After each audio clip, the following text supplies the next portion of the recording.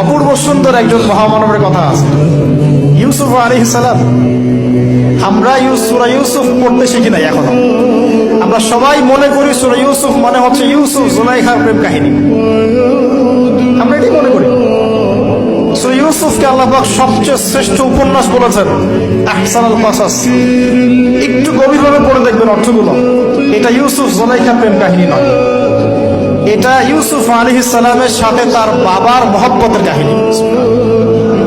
এটা পিতা আর সন্তানের মহব্বতের কাহিনী। এত মহব্বত যে সন্তান 20 বছর আগে হারিয়ে গেছে, যে সন্তান কূপ থেকে রাজপ্রাসাদ থেকে জেলখানা থেকে আবার মিশরের গভর্নমেন্ট মানে পলিটিক্যাল পাওয়ার এসেছেন, বাবা কিন্তু এটা জানেন না। কিন্তু সন্তান যখন একটা জামা পাঠিয়ে দিচ্ছে, জামা, এই কমিজটা নিয়ে যাও, আমার বাবার চোখে দিও, বাবা দৃষ্টি ফিরে পাবে।